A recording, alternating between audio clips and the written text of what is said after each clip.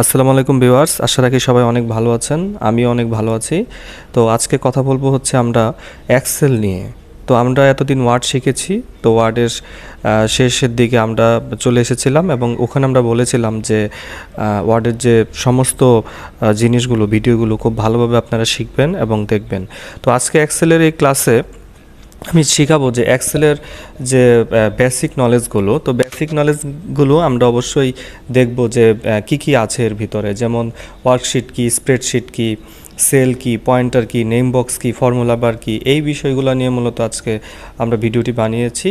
তো পুরো ক্লাসের সাথে আমি আছি রাব্বি আপনাদের সাথে। তো আমি চাই যে যারা এখন পর্যন্ত আমাদের চ্যানেলটি সাবস্ক্রাইব করেননি অবশ্যই সাবস্ক্রাইব করে দিবেন, আর যারা নতুন সাবস্ক্রাইব করছেন না কিন্তু ভিডিওগুলো দেখছেন তাদের কাছে একটা রিকোয়েস্ট, আপনারা অবশ্যই সাবস্ক্রাইব করবেন। আর যারা অলরেডি সাবস্ক্রাইব করেছেন তাদেরকে জানাচ্ছি আমার পক্ষ থেকে ধন্যবাদ।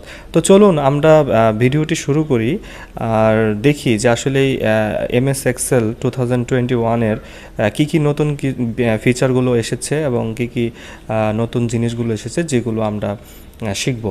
তো ভিডিও কম্পিউটার স্ক্রিনে চলে যাওয়ার আগে আপনাদেরকে আবারও রিকোয়েস্ট করছি, যারা আমাদের চ্যানেলে নতুন অবশ্যই সাবস্ক্রাইব করবেন। ধন্যবাদ সবাইকে। তো আমরা চলে এলাম কম্পিউটার স্ক্রিনে। এখন আসলে আমরা দেখব যে মাইক্রোসফট এক্সেল যে জিনিসটা সেটা কি জিনিস এবং এক্সেলের যে বেসিক যে নলেজগুলো আছে সেগুলো নিয়ে একটু আলোচনা করব।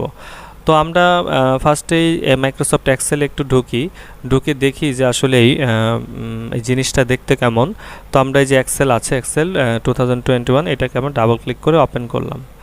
তো এই হচ্ছে মাইক্রোসফট এক্সেল। দেখেন এই জায়গাটায় ওয়ার্ডের মতোই কিন্তু এখানে একটু নতুনত্ব আছে, যেমন এটা ব্ল্যাঙ্ক ওয়ার্ড বুক, নামটা হচ্ছে ব্ল্যাঙ্ক ওয়ার্ড বুক।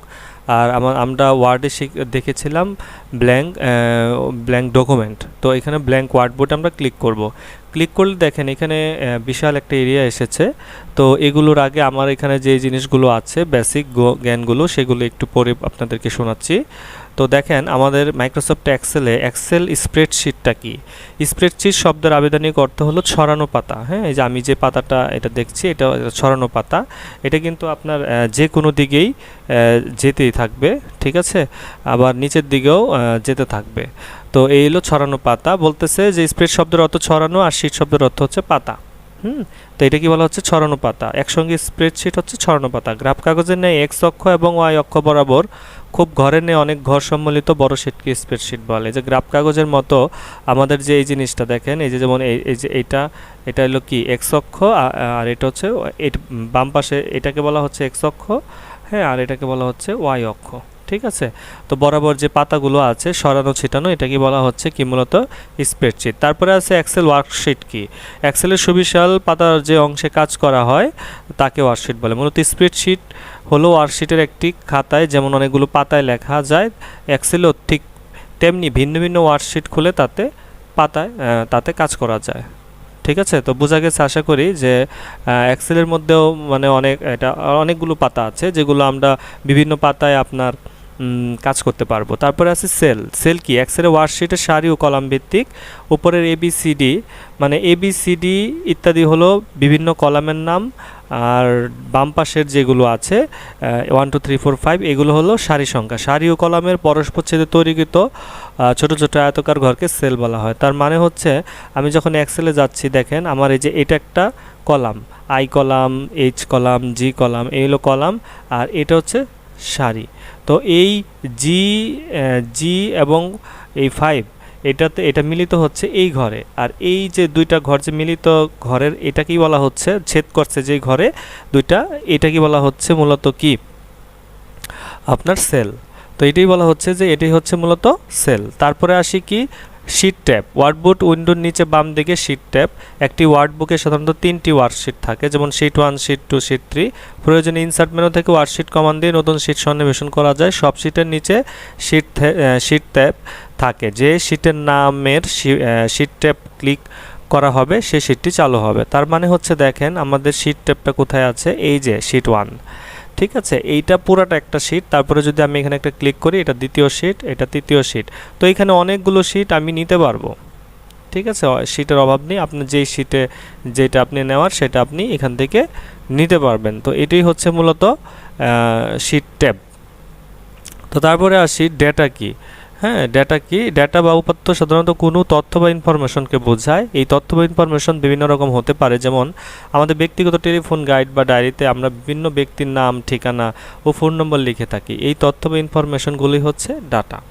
হ্যাঁ, ডেটাটা কি? ডেটাটা হচ্ছে আমরা প্রয়োজনের তাগিদে যেই গুরুত্বপূর্ণ জিনিসগুলো আমরা ডায়েরিতে লিখি, সেগুলোই হচ্ছে খাতা বা ডায়েরিতে লিখি, সেগুলো হচ্ছে ডাটা।